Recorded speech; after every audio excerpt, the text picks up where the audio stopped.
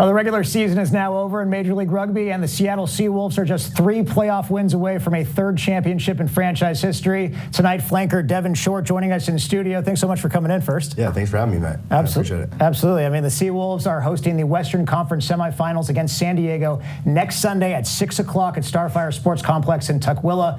And that's a big deal because you guys are 7-1 at home this year. What is it about that home venue that brings the best out of you? I think it being so intimate, and you know, the fans that we have, they come out loud, they come out strong, and you know, it kind of gives us that energy to push through the final minutes when it comes down to it, you know. So playing at home is always great, you know, having your home fans being able to like be there, cheer for you. You don't really have the opposition, you know, it puts them in the back foot. Yeah, so well, for sure. Gives us the energy to get through it. And it's kind of full circle for you, too, because you started your career in Major League Rugby in San Diego. What's it going to be like facing your former team or your first team in the league in this playoff game? It's exciting. I was actually talking about that earlier today with my brother. You know, we kind of started the rivalry between San Diego and Seattle, and now I'm playing for Seattle against San Diego. Yeah. You know, it's a lot of mixed emotions, but I mean, I'm bought into Seattle. I love Seattle so far, and you know, I'm ready to kind of bring it home. Well, we're looking forward to having you here at least next year as well. I mean, listen, San Diego got you in the regular season finale, but there was less to play for in that game. What did you learn from that game potentially that you might be able to use in this playoff game next week?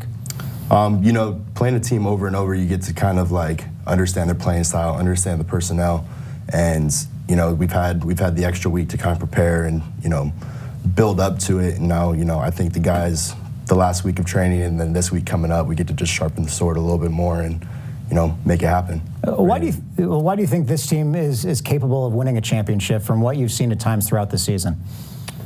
Just facing adversity. You know, when things start getting tough, you know, we can come together and really just bring it in, take a breath, and, you know, understand that the next job needs to happen. And that's championship mindset.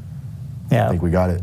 Well, I hope you do also. I mean, you're 25 years old right now, is that correct? 26. 26. Yeah. And correct me if I'm wrong, you started playing only 8 or 9 years ago when you were, what, 16, 17 years old? I was 17, my first time ever playing rugby, and then I went pro at 19. How did that happen at 17 years old? Because that's a lot later than most people who are playing professionally start in the sport of rugby. Yeah, well, I grew up playing football. I grew up playing a lot of different sports, so I was always just an athlete, and I was always able to, like, learn pretty quickly. Yeah. And the beautiful thing about rugby is that you can't teach athleticism, but you can teach rugby. You could teach an athlete rugby. So I just was able to pick it up, and rugby kind of gave me the opportunity to be the athlete I wanted to be. I was always an offensive lineman, defensive lineman, never really got to touch the ball, but when I got the opportunity to like run and actually make tackles, lose the pads, it kind of put me right in my comfort zone and was able to kind of run with it. Yeah, I mean, you've had a chance to play all over the world. I mean, how would you characterize the opportunities that you've been able to have playing rugby in so many different places?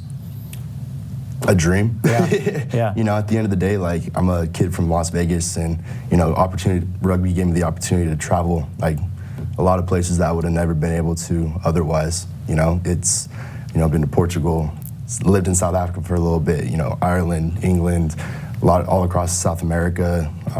You know, being like I said, a kid from Las Vegas. Yeah. Usually just stay there, but being able to get out of there and, you know, play sports and be a professional while I do it is actually amazing. Like I said, a dream. It really is a cool story to hear your story and the way that you've made it through the ranks since starting the game so late. You've had some close road matches so far this year. The team has lost its last 5 games away from home.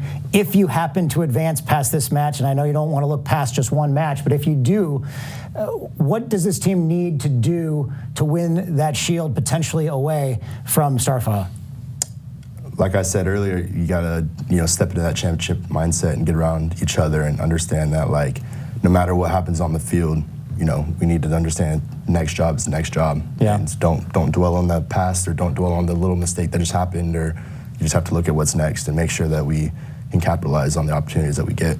Well, first things first, a playoff match against San Diego 1 week from tonight. Tickets available online at the Seawolves website. Devin, thanks so much for joining us. Best of luck next week, and hopefully the weeks to come throughout this season as well. Yeah, thank you, man. Appreciate you.